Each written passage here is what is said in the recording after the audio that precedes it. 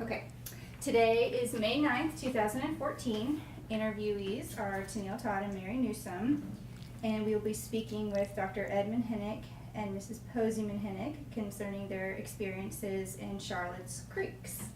How are you guys today? Very good, thank you. Very well. Okay. First thing is just tell me a little bit about who you guys are and what you used to do for the university, for UNCC. Well, I came to UNCC, and I'd been studying insects since I was in grammar school. And when I came to UNCC, I was interested in collecting fish. And so I've been collecting fish and insects ever since I've been at UNCC. Okay. And then how did you become involved in assessing the fish populations in the creeks in Charlotte and North Carolina? There were a number of environmental questions involving some of the creeks, and they wanted me to check for pollution and check the various creeks of the county. And so what we did was take a seine, and we would seine the creeks and collect the fish with the seine. We also had an electric shocker that we put on our back, and we would walk up the stream shocking the fish, and that would paralyze them, and then we would catch them with a net and keep the ones that we needed because they were unusual and turn the rest loose. Do you remember what year it was that you started doing that? Oh, I bet I know, and you probably don't know exactly. I know. Go ahead. And the reason I know, he had told me that there was a man, I remember his name was Tom Burton or something like that, at UNCC, and he knew all the stuff about fish, and he also knew that a book had never been written on the fish in North Carolina. And most states, well, a lot of the states at that time, and most probably now, have a book about the species of fish and everything. And so he wanted someone to help him write this book. And Ed said, well, I don't really know anything about fish, but if you teach me, and Tom taught him the names of every fish. I mean, names that were just yay long. And so Ed was his student and learned all the stuff about fish. And so he and Tom were going to co-write this book. And I know the year because the year was 1966. When I had never met Tom, but I'd heard that what Ed was going to be doing, writing a fish book, and he knew nothing about fish. And when I came home with the baby, Ed came to the hospital long enough to pick me and our brand new baby up, Eric. And we walk into my house, our house, and there sat this man. And Ed had been working with him earlier and said, just stay here, I'm gonna go get my new baby and my wife, and you just keep working. And so I walked in with the baby, and Ed introduced me to Tom, me and the baby. So I know the year that he first started working with fish. And then, to make the story shorter, Tom decided he wanted to go get his PhD. He just had a master's at the time. He wanted to go get a PhD. And he told Ed, he said, Ed, I can't do any more work on the fish. Well, he was going to another state even for his PhD. And Ed said, well, we've worked so hard. He said, anyway, he talked Ed into writing this fish book. So that's the story of that. It kind of landed in your lap. It did. Almost. And he became an expert. I think he must be very smart because fish names are like this, and you identify them by counting scales and looking at gill rakers and all these weird things. And he's a self-made ichthyologist. Wow. And I don't know where your book is, Ed. Want me to? You You want me to get it? Yeah, she You showed it showed to she me showed last it to time. her. Yeah. Presumably they have it at Atkins. Yeah. Oh, they do. I think so. Yes. Well, can you explain to me then what an environmental impact report is, and why they were necessary, and sort of what you were assessing while you were doing those? Well, there was a lot of pollution in the streams in Charlotte at the time, and the state and the county were very concerned about all of this pollution. And so they hired me to check the streams, and I checked all of the streams in the county, and we measured various pollutants. And one way you can tell whether a stream is polluted or not is by how many fish we collected. So if we only caught 2 or 3, then that's a sign that the stream was highly polluted, 2 or 3 different kinds. If we got a dozen different kinds, then the stream was fine. And so what we would do was sample the streams, and then after they removed the pollution, we would go back and sample them again to see if the pollution had been removed. And sometimes it had, and sometimes it hadn't. If it hadn't, then we let them know, and they came back and checked, did some more pollution removal, and then finally we got it so that all of the streams in this part of the county were unpolluted. There's still a couple streams in Charlotte, one below the wastewater treatment plant, that they really can't do much with because all that waste is going into the creek. But we followed that stream down, and about just before it left there were a few fish in the stream, but just before it left the county, the fish started coming back. So even that stream is not that polluted. Do you remember which stream that is? Well, there was Little Sugar Creek, and I believe that was the main one. That's the one that has the treatment plant on it.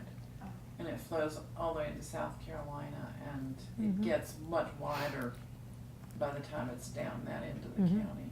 He checks for chemicals and sand. You know, all of the. We checked for dissolved oxygen. We checked for alkalinity. We checked for conductivity, which tells whether there's pollutants in the stream. We checked for biological oxygen demand, which tells how much material there is in the creek that takes up oxygen, which is another measure of pollution.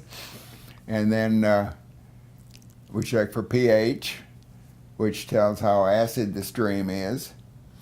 And then we would send samples off to the state, and they would check for all sorts of other chemicals.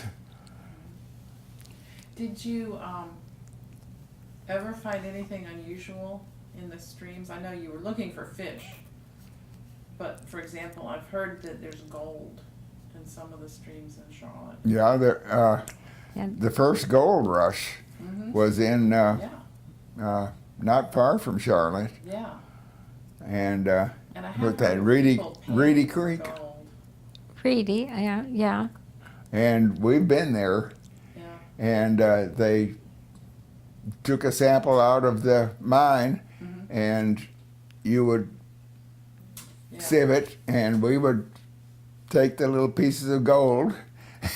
And so they let us keep that gold. Did you ever find anything like that in the Mecklenburg County creeks? No. No. No gold. Now down, I remember, oh my goodness, where was that creek? It was down beyond Monroe. Now It was in the county. Remember that creek, Ed? And it had all this, we thought, what is that equipment? And they were looking for gold there. Where? that was in the Uwharrie River. No, I think there was another one in the And county. they were also sampling in Rocky River. Yeah, that's where they were sampling. In the county somewhere, but it was a They southern didn't get part. much, though. I don't think they stayed very long. But they were there But they looking. got a little bit. Yeah, they got a little there. So did you go to every creek in Mecklenburg County? We went to most creeks in Yep. the state. Wow. Did you go along? Oh yes, I'm there the end of the probe. I went on all of them. And he paid me good for it. Whatever they paid him, I got my cut. Because, you know, I had to, very fortunately I didn't work. I used to be a school teacher. But I thought it was better to stay home with the children and help them with their homework and keep the house clean for them and, you know, do the things Mommy does. And back in those days, that's what you did. But I helped Ed. So you went Matteo to Murphy? Yeah, just everywhere. Cataloging fish? We started when my son was in the 6th grade. The government started, at that time, the government had you, every time an airport was built, every time a shopping center was built, every time a big subdivision, the government required environmental impacts on the streams. Now, they don't do it really much. I think that's And you- probably the Clean Water Act, which was in the 70s, early Yeah, 70s. well, let's see. Created We the started in required the environmental 70s impact because statements. my children were that age. We got a lady to look after the children. We go out of town, sometimes have to stay a day or two, you know, in creeks way away.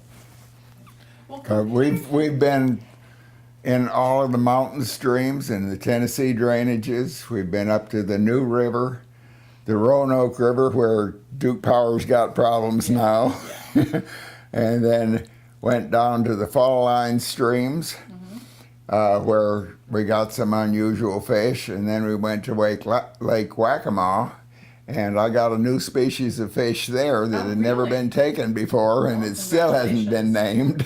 really? Well, they should name it the They should Menhenick. name it, but you know, naming a fish is very complicated. And Ed said, I just don't want to do that. But we went to Uwharrie National Park and looked for clams. We did a lot of clam studies with Uwharrie. You have to dig in the mud and get your clams. That's sort of fun. So, but your Lake Waccamaw species is still unnamed? As far as I know, yes. What kind of fish? It was Fish, a little big fish? catfish about this big, a mad tom they call it. They call it a mad tom? Mad tom. Is it written together? Mad Tom? M-A-D-T-O-M, I guess so. Well, you're supposed to be an expert. What do you mean you guess so? And then we went on down to the coast and sampled streams that are going into the ocean. And some of those streams have some of the saltwater things in it, so there are a few saltwater fish that come up, and we would get a few shrimp. And then we went down to the ocean, and when we sampled the ocean, we had a 300-foot net that we would take out in the ocean and then make a big circle around and then bring it up and get the fish that were in the net. He did that mostly with students. That was Yeah. a field trip every spring. Well, I was going to ask you, you had mentioned before that when they would do building, they would do an environmental impact report. And so you would do that before, and then you would go back and reassess. And I was just wondering if you remembered any specific instances where there wasn't any change, or where there was big change, or something happened, or do you remember any specific instances that? I don't think any of the changes there were no changes from good to bad. And there are a few that went from good to not so good. But there were none that So Do you remember what makes it not so good? Silt. pollution. Yeah, silt. Yep. What does the silt do to the rivers? Why is that a bad pollutant? Well, silt is this real fine material. It's finer than sand, but not as fine as mud.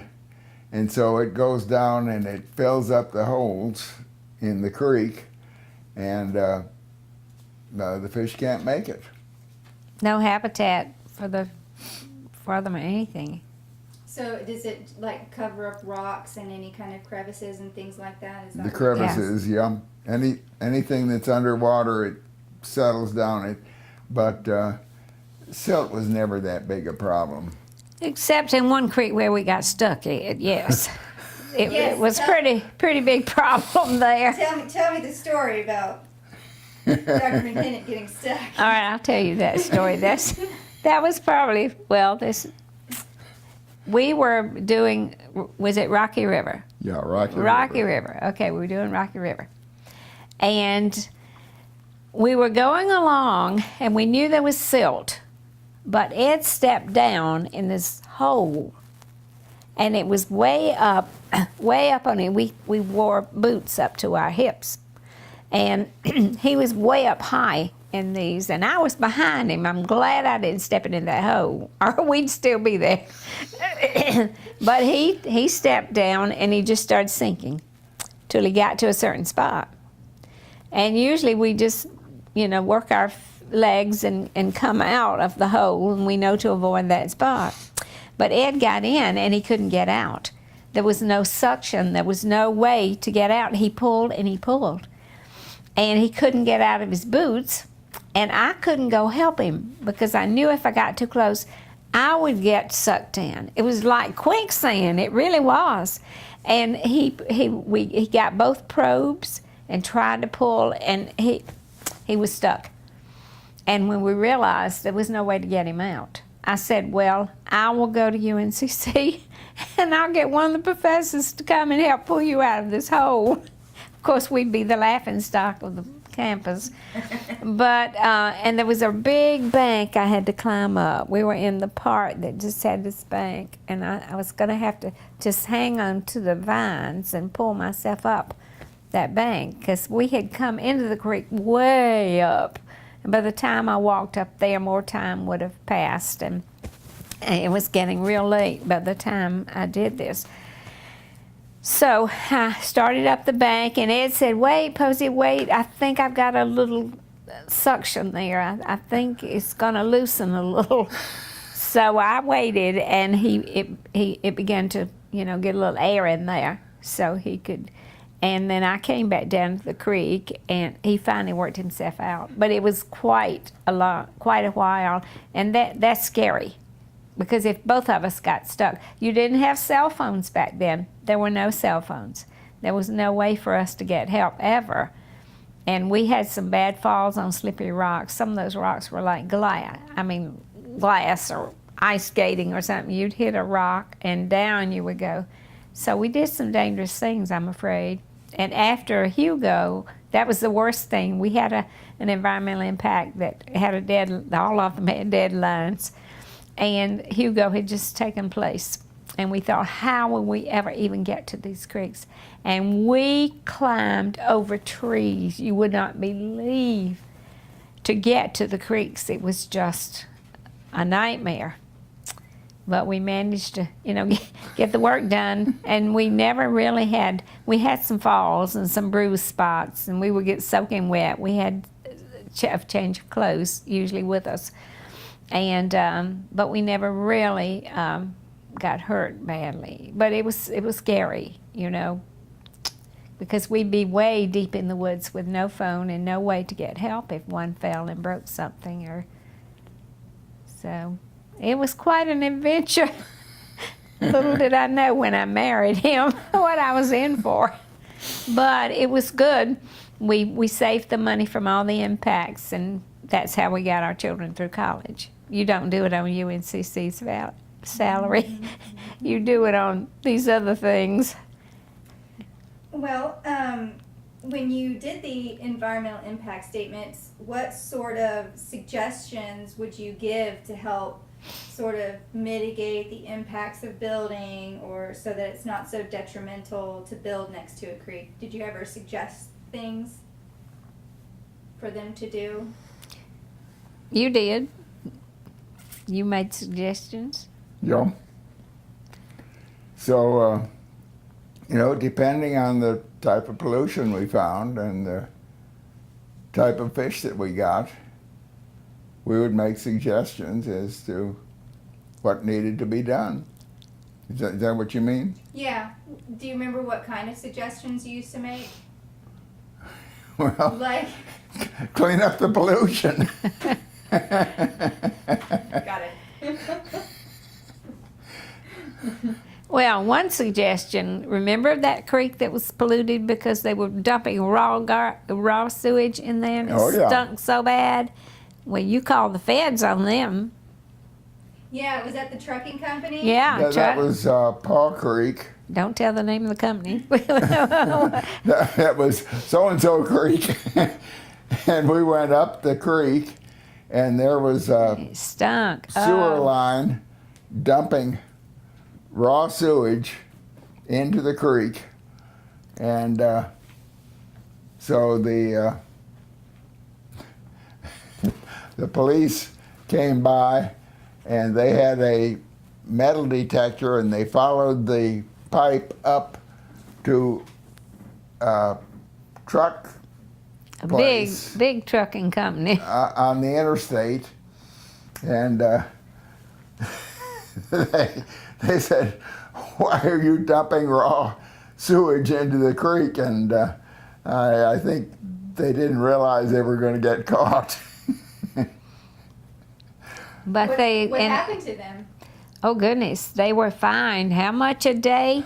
Until they said you have like 2 weeks to clean it up or something. It wasn't long to put in, to tie into the system and all this stuff. Then there was a big company, they had money to do all that to begin with. And they said, if you don't within so long, you are fined a tremendous amount of money. And there was And they were fined there for was a dumping sewer it. line that went right past there. They could have tied into it at any time. They fined them big to begin with, and then said you will be fined so much. And then that wasn't the place where they went and sat until they did it. No, that's some other story. But anyway, Do you remember what year that was? oh goodness, No. that was probably in the 80s and 80s or 90s. That wasn't that. That was nearer the end of most of I'd say it was in the 80s. I just sort of guessing. We did the last environmental impact. When we got through with it, we said never again. We did all of Gaston County, every creek in Gaston County. Oh my goodness, it took so long. And we got a new species there.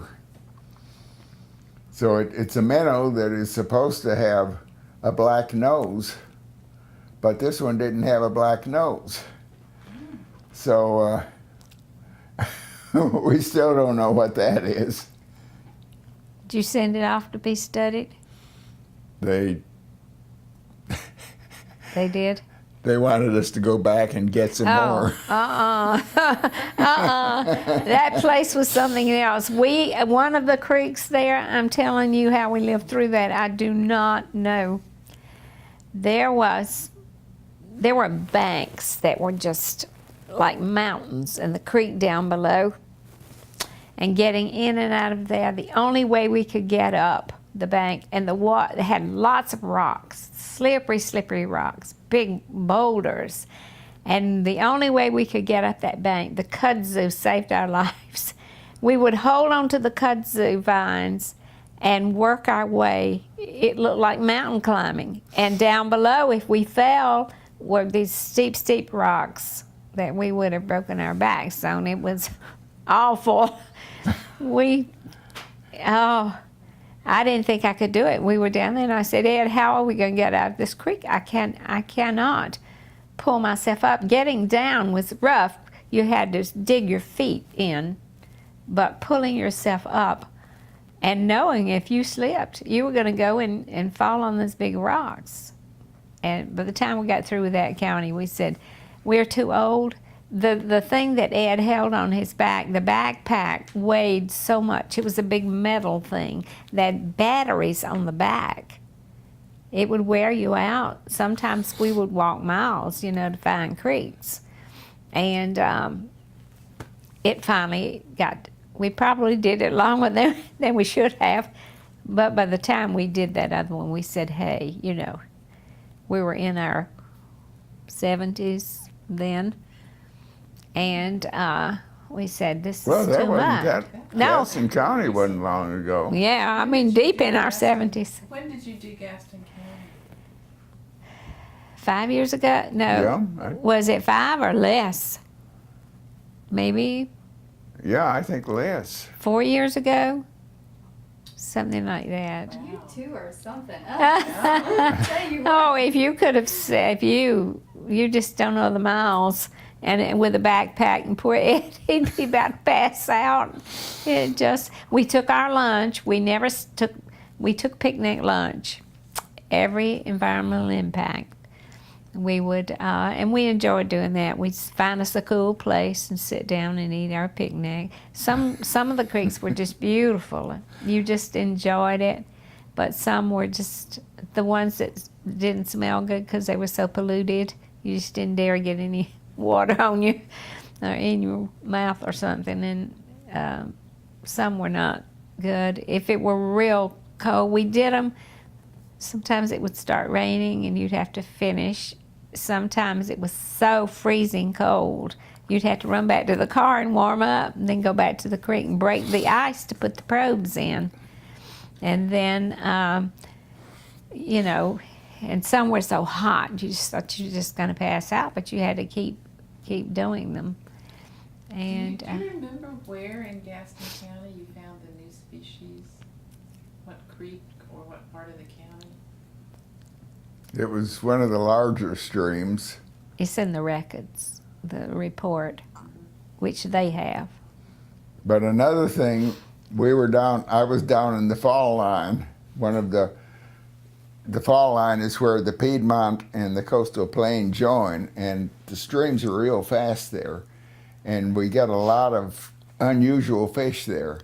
So I was walking down the stream, trying to get fish, and the water was going real fast, and I didn't notice that the water suddenly slowed down. And I took a step, and I was about up to here, and my students were around me. I said, "Give me a hand," and they all started clapping. Oh, he had some adventures with the students. And then they helped me up. I thought you were going to say you went over a waterfall. No. Well, how diverse are the fish species in Mecklenburg County? I know the state has probably got a huge diversity from the mountains to the coast, but in Mecklenburg County and in the Piedmont, what's All of the Piedmont counties are about the same. And then when you get to the foothills of the mountains, you start picking up some of them. And then when you get into the Tennessee drainages, you get something totally different that doesn't occur in the Atlantic drainages at all. What kind of diversity in the creeks in Mecklenburg County? How many different kinds of fish did you discover? Oh, probably 50 anyway. Which species meant that the creek was fairly clean and healthy, and which ones meant that it was dirty? Generally, the most tolerant fish are some of the bluegill sunfish and the red breast sunfish. and some of the suckers. The least tolerant fish are some of the darters and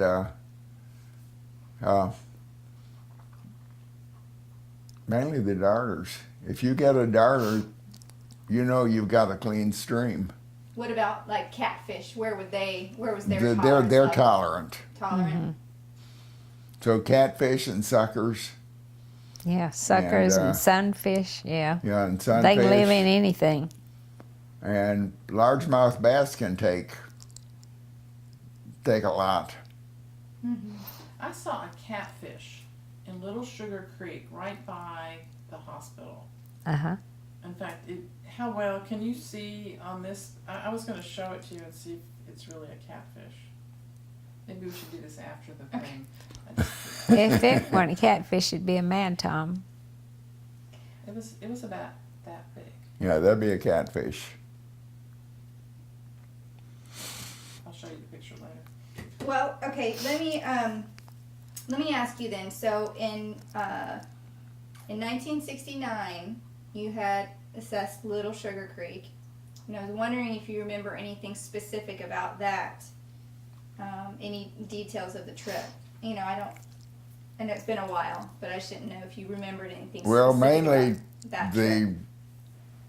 everything that we collected from the various creeks is on the computer, and by running off the list of what we got in the computer, you can tell how polluted it is. So that's the best way that we know at this time Okay. whether or not the stream is polluted. We did so many that it's hard Do you remember who asked you to do that trip in '69 for Little Sugar Creek? I didn't go on Little Sugar Creek yet. You took some students on Little Sugar Creek. Were you just interested yourself to begin with and just checked it out? I guess we were just down there looking at it. I don't remember. I think the first time they ever looked at Little Sugar Creek was not an environmental impact that somebody asked, but he just took his students to study it and see if there were any fish in there. And then later, he was asked to do an environmental impact. I didn't do Little Sugar Creek. That was before me. Do you remember the Pat Stiff, the reporter for the Charlotte News, who wrote the series on Little Sugar Creek? And he quoted you, and it sounded as though you had waded along with him. You did that, Ed, with a reporter. Mm-hmm. But I don't remember anything about it. I didn't go. I just remember the children were little then. That was way back, and they were very small. That was way back, and the creek was really polluted. Yeah, it was bad. And I remember his telling me how bad it was. And I remember there was a reporter with him. But I don't remember anything else about it. Okay. I didn't go. Do you remember what the biggest pollutants were at that time? Like, what was the biggest problem at that time, like in the late 60s and 70s?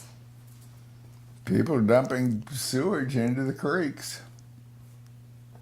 They didn't have any rules against it back then. You just dumped anything in there.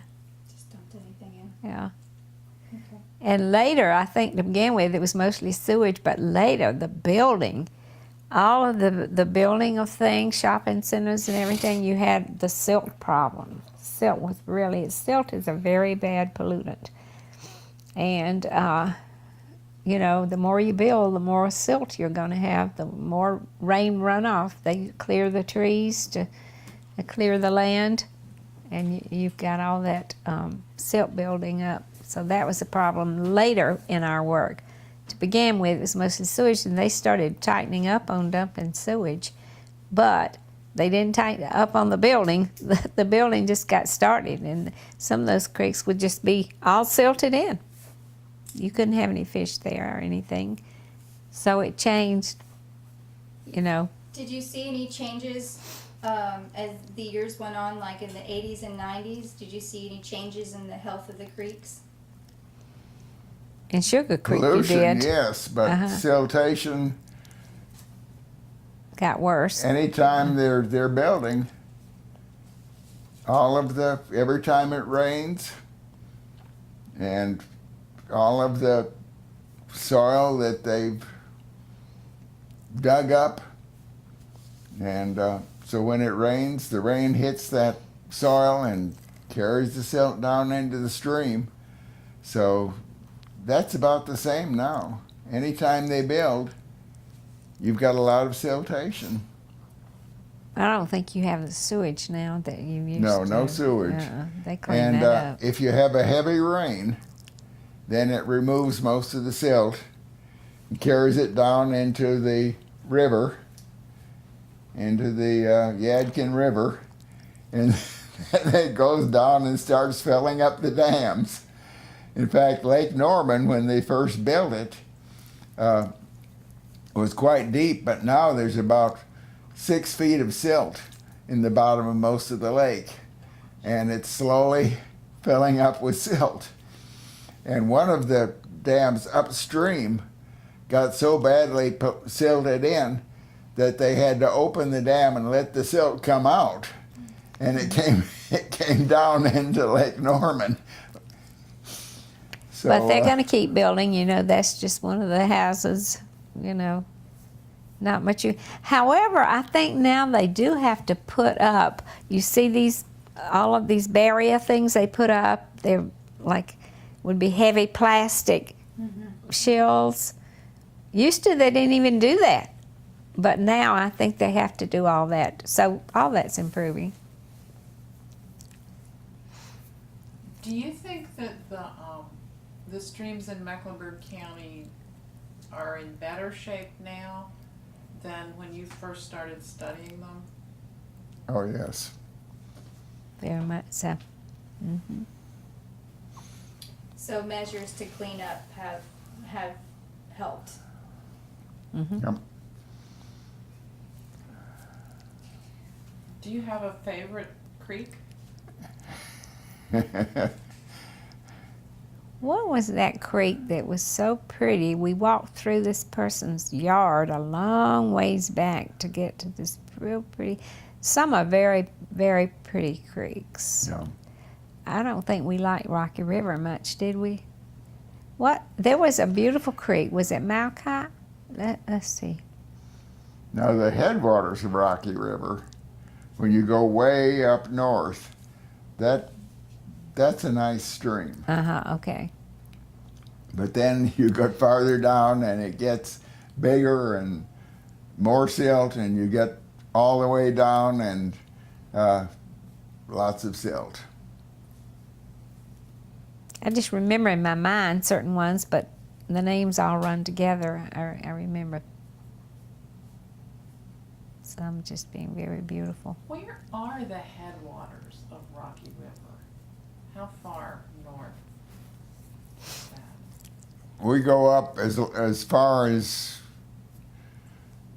until the stream is about this wide. Yeah, I was just wondering, is it up in Iredell County or is it in Mecklenburg? I think it's still in Mecklenburg. But when it gets so shallow that you can't even walk up the stream, then that's when we have to stop.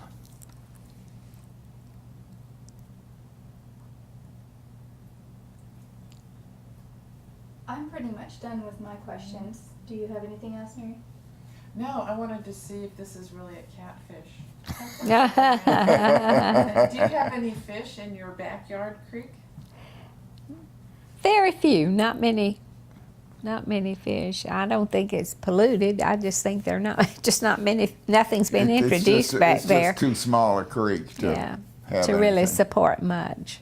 Did you ever get into things Crayfish, like really. salamanders and crayfish? Oh, yes. I have a good friend whose son has become a salamander Oh, expert. yeah. And he talks about, he lives up in Boone, and he talks about how you can be on one side of the Continental Divide and the salamanders are completely different from the other side. Because if it's the Tennessee River or I guess the Mississippi, apparently the salamanders have evolved differently. Well, we were sampling,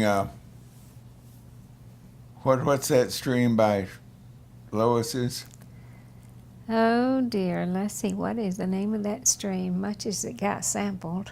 Anyway, This is near- we were near sampling Asheville. a stream Near- in the headwaters of Tennessee, and we were going down, shocking fish, and all of a sudden, this huge thing came out of the water, and we shocked it, and it was a giant salamander like that. Big thing. And we brought it back and gave it to the Nature Museum. And but before we did, we had to feed it something, and so I opened its mouth so that we could feed it something, and it bit me. And don't put your finger in the mouth of one of those giant salamanders. I don't think I'd do that anyway.